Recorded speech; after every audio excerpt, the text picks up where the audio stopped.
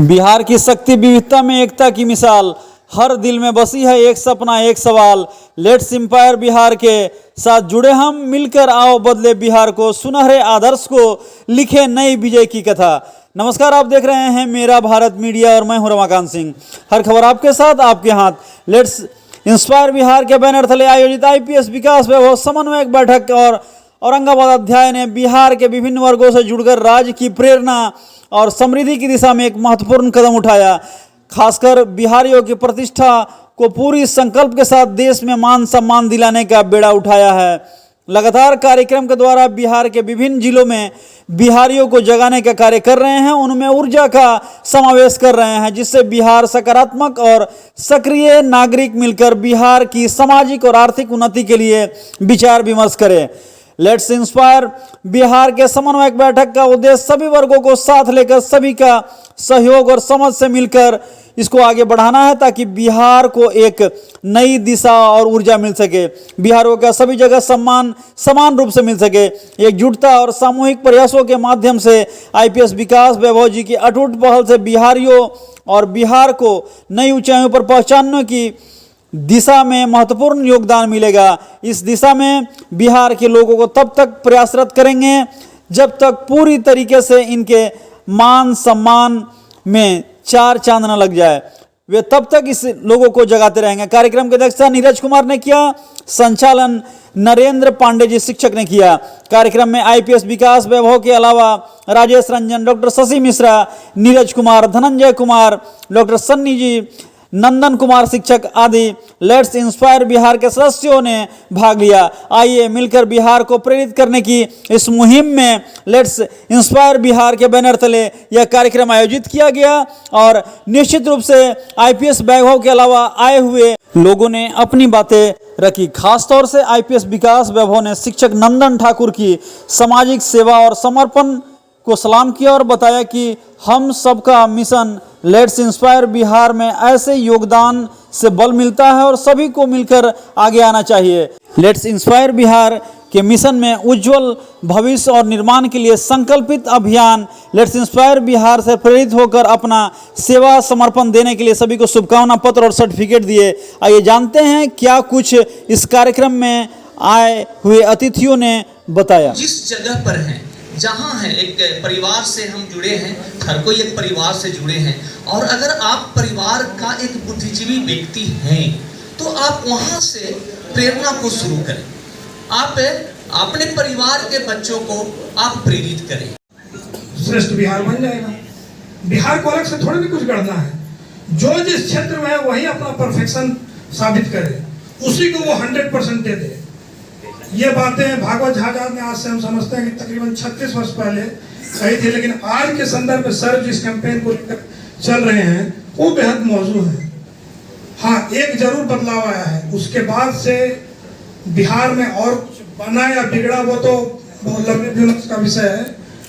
एक चीज हुआ कि इन 36 वर्षों में बिहार में कुछ सियासी दलों की नवाजिश से, उनके रहमो करम से जाति बहुत बड़ा प्रबल हुआ है। बिहार में बनना है, आईपीएस बनना है, ये सबसे ऊंचे प्रशासनिक पदाधिकारी का पद है। वही बिहार सरकार है, वही केंद्र सरकार भी है, सरकार वही लोग चलाते हैं। यही सर्टिफिकेट सरकार आईएएस आईपीएस चलाते हैं। और इतने उच्च पदाधिकारी उस पद को, ख्वाब को पूरा कर लेने के बाद कोई व्यक्ति शिक्षा, समता और उद्यमिता, जो आज के दिन में इन तीन के अलावे पूरे भारतवर्ष को नहीं, पूरे विश्व को, बिहार की बात तो क्या करें, पूरे भारतवर्ष की बात मैं कर रहा हूं, इसके अलावे कोई जरूरत ही नहीं है।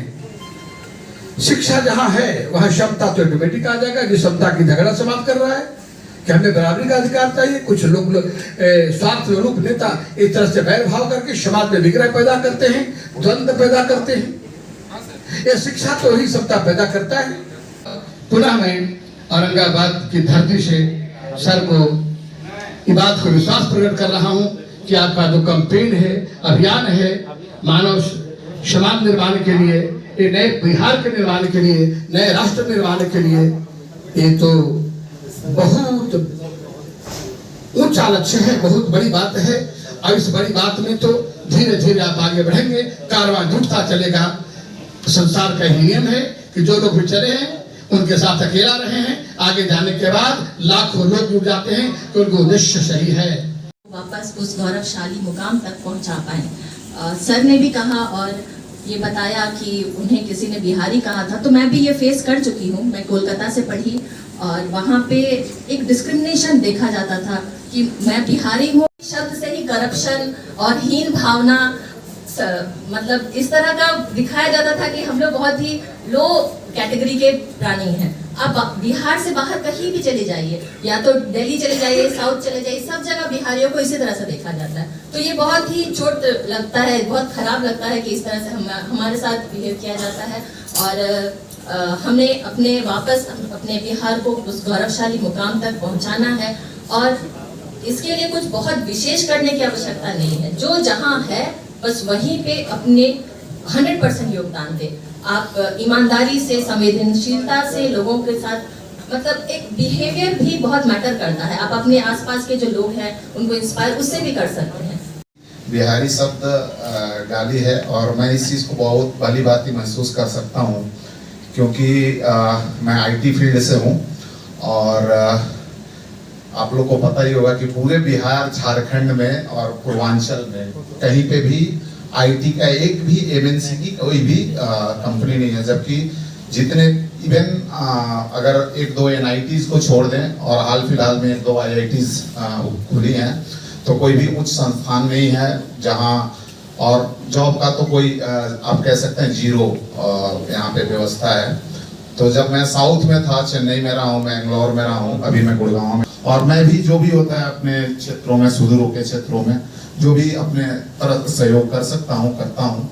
ये मनसा है, इनसे पता चलता है कि ये कोई साधारण नहीं, असाधारण व्यक्तित्व के ही आदमी हैं। तो इनको औरंगाबाद जिला की तरफ जो नजर आया और मैं नतमस्तक होकर के कोटि कोटि वंदन कर सकता हूँ, कोटि कोटि अभिनंदन कर सकता हूँ, कोटि कोटि नमन कर सकता हूँ। मैं भी कि मैं सुदूरवर्ती गांव से, बिहार के सबसे सुदूरवर्ती गांव से हूँ, बिहार के सबसे सुदूरवर्ती गांव से हूँ, बिहार उसके बाद नहीं है। यानी जहां मैं रहता हूं वहां बच्चे को जो मैं पढ़ाता हूं, अभी पिछले मंच पर जब इसी हॉल में जब बोला था कि विकास सर से मैं एक वादा किया था, यहाँ घोषणा किया था कि सर एक पहाड़ के 2 पहाड़ पार होकर के बच्चे जो हैं वो मेरे पास आए थे, उनको मैं लौटा दिया था कि तुम मत आना बाबू, मैं आऊंगा। तो सर को मैं बता देना चाहता हूं कि वो कार्य पूरा कर दिया हूं सर। वहां करीब 150 बच्चे हैं और वहां मैं जाता हूं, मैं घर को भी नहीं बताया हूं, पड़ोस को भी नहीं बताया हूं। शाम को हम शाम को 6 बजे जो तमाम बच्चे आते हैं गांव घर के, कम से कम 45 गांव के बच्चे जो मैट्रिक वाले को सुबह में शाम को पढ़ाता हूं, इंटर वाले और बीए को सुबह पढ़ाता हूं। सब मिला के गाँव घर पर मेरे 400 बच्चे आते हैं सर। और इसके बाद 6 बजे के बाद 7 बजे कि तब तक अंधेरा हो जाए, कोई हमको देख न पाए, तब हम जाते हैं। हम एक पथरा गांव है जो छुछिया दुलारे के पास है, वहां 2-3 पहाड़ पार होने के बाद वहां बच्चे हैं सर, वहां करीब 150 बच्चे हैं। और उस बच्चों को मैं सिखाना चालू किया, पढ़ाने की क्षमता नहीं है, सिखाना चालू किया हूँ। वहां के बच्चों को मैं कभी कभी पैंट ले जाता हूँ सर, बुशर्ट ले जाता हूँ, छोटे छोटे चीज ले जाता हूँ, कभी चॉकलेट ले जाता हूँ, कि इस तरह से बच्चे हैं सर। वहाँ भी हम नहाने के लिए, धोने के लिए, कपड़े धोने के लिए, समय से उठने के लिए, जागने के लिए और अपने माता पिता से अपने प्रणाम करने के लिए, अच्छी बात करने के लिए अभी हम प्रेरित कर रहे हैं, जिसको हम लोग कंप्लीट करना है और बिहार को आगे लेके जाना है। बिहार जहाँ था उससे ऊपर लेके जाना है हम लोग को। और मैं उम्मीद करता हूँ कि जो जिस क्षेत्र में है उतना ही अपना लोगों को उस क्षेत्र में आगे बढ़ाए, अपना योगदान दे। एक छोटे से योगदान से सारा सिस्टम जो धीरे धीरे आगे बढ़ता है, जिससे जो बनता है वो काम करें। हम लोग एक्चुअली जुड़े हैं इस संस्थान में, इस सर का अकेले कोई कार्यक्रम नहीं है, ये हम लोग सारे लोग का कार्यक्रम है। सर तो एक मतलब एक प्लेटफॉर्म बना दी जिससे हम लोग को काम करना है। तो सब लोग को बोलना, सब लोगों को काम करना है। जब सब लोग काम करेंगे, जैसे कि लोग बोल रहे हैं कि सर का कार्यक्रम सब लोग का है, हम लोग सारे लोग का कार्यक्रम है। सर तो हम लोग का एक मतलब एक मार्गदर्शन के रूप में है सब लोग काम करेंगे तो बिहार और तेजी से आगे बढ़ेगा। कार्यक्रम नहीं है, पहला कार्यक्रम हम लोगों ने वर्ष 2022 के अप्रैल महीने में ही लॉर्ड बुद्धा स्कूल में आयोजित किया था, जिसका नाम युवा संवाद रखा गया था। उसकी क्रम में बिहार के सभी जिलों में उस प्रकार के छोटे छोटे युवा संवाद हुए, जिसमें उपस्थिति 500 से 1000 लोगों की हर जिले में होती रही।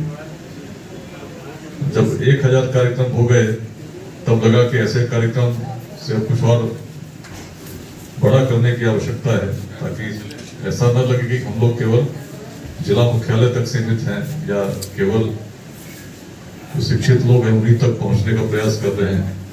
तो बड़े कार्यक्रम की श्रृंखला पिछले दिसंबर बेगूसराय में GD कॉलेज से हम लोगों ने शुरू किया था। उसमें लगभग 50,000 लोग पूरे बिहार से आए थे, औरंगाबाद से भी लोग गए थे। दूसरा कार्यक्रम आरा में हुआ था और उसके बाद अगला कार्यक्रम तीसरा संवाद करने जा रहे हैं, उसी के लिए रोहतास आया था। 1 दिसंबर को रोहतास जिले के सासाराम में न्यू फजलगंज स्टेडियम में कार्यक्रम निर्धारित हो चुका है। उसके बाद 8 दिसंबर को छपरा में राजेंद्र स्टेडियम में कार्यक्रम है, जिसमें हर पंचायत से छपरा जिला से हम लोग लोगों को बुलाने का प्रयास कर रहे हैं। और फिर 9 फरवरी 2025 में वैशाली में हाजीपुर शहर में कार्यक्रम। अलग अलग प्रयास चल रहे हैं। उद्देश्य क्या है और आज मैं यहाँ क्यों? औरंगाबाद व्यक्तिगत रूप से यदि मुझसे पूछा जाए तो सर्विस में पहली पोस्टिंग मेरी इसी औरंगाबाद में हुई थी एज ASP। उस समय 2005 का चुनाव चल रहा था और औरंगाबाद की स्थिति उस समय बहुत अलग थी। कई बार मुझे याद आता है कि रात में राइफल लेके तो सोते ही थे और लगता था कि कहीं उस समय जहानाबाद जेल ब्रेक भी हुआ था, उसके बाद लगता था कि औरंगाबाद में भी ऐसा कुछ हो सकता है। तो उसकी तैयारी ड्रिल्स होते थे। शाम के बाद GT रोड पर तो गाड़ियां चलती थी, औरंगाबाद शहर के अंदर बहुत कम गतिविधि होती थी। बिजली कभी कभी आती थी। रोहतास में भी जिस समय थे उस समय औरंगाबाद से नक्सली घटनाएं होती रहती थी। और सुमन का बीच का इलाका, झारखंड से लगा हुआ इलाका, अनेक घटनाएं निरंतर होती थी। उससे काफी आगे हम निकल चुके हैं। लेट्स इंस्पायर बिहार, इसमें प्रयास क्या कर रहे हैं? 2047 तक एक ऐसा बिहार बने के लिए, रोजगार के लिए, स्वास्थ्य के लिए किसी को बाहर जाने की आवश्यकता नहीं। अब ऐसा बिहार कैसे बन सकता है? यदि आज जैसा चल रहा है ऐसा ही चलता रहा तो क्या लगता है, जैसा चल रहा है जिस गति में आज बिहार चल रही है, लोग बड़ी संख्या में आज बाहर पलायन करते हैं छोटे से रोजगार के लिए भी। शिक्षा की बात छोड़ दीजिए, कोचिंग तक के लिए बिहार पढ़ने से अच्छा कुछ लोग कोटा जाना पसंद करते हैं। तो ऐसी परिस्थिति में ऐसा ही सब कुछ चलता रहा तो बिहार बदलेगा क्या? हम 2047 क्या 2147 में बात करेंगे, कितना परिवर्तन हो, क्या कारण? इस अभियान में जिस दृष्टि को लेकर मुख्य रूप से लोगों को जोड़ने का प्रयास हम लोग कर रहे हैं, बताना यही चाहते हैं कि प्राचीन काल में जब संसाधन नहीं थे, आज के जैसे रोड टेक्नोलॉजी और सूचना के तंत्र नहीं थे, तब यदि हम अखंड भारत के साम्राज्य का निर्माण कर सके, तब यदि हम नालंदा में, विक्रमशिला में विश्वविद्यालय स्थापित कर सके, विश्व को शून्य दे सके, तो कुछ तो बात अलग थी। अलग बात क्या थी? कई बार अनेक संवादों में मैंने समझाने का प्रयास किया है कि बिहार के दर्शन को जब देखते हैं तो पाते हैं वेदांत की भूमि रही है। वो वेदांत में कोई भेदभाव नहीं है, कोई जाति के हमारे कैंडिडेट हैं कि नहीं। हमारे युवाओं की सोच क्या हो गई कि हमारे जाति के कितने लोगों को टिकट मिला, कितने लोग मंत्रिमंडल में पहुंचे, इसकी चिंता नहीं कि हमारे आसपास क्या हो रहा है, तो बिहार कहाँ जाना चाहिए। ऐसी सोच लेकर जब हम चलेंगे तो बिहार कहाँ आगे जाएगा? जब तक हम इस जाति समुदाय के बंधन से मुक्त होकर नहीं सोचेंगे। यदि कोई कहता है कि इस पार्टी में हम स्थापित कर, आपको समझना होगा बिहार का हितैषी कौन है। जो प्राचीन बिहार की बात करें जिसमें जातियां थी, लेकिन ऐसा जातिवाद नहीं था। जाति संप्रदाय से परे सोच जब तक हम विकसित नहीं करेंगे अपने युवाओं में, उनको शिक्षा की और उद्यमिता की ओर नहीं ले जाएंगे, तब तक जो स्वप्न है हमारे पूरे नहीं हो सकते।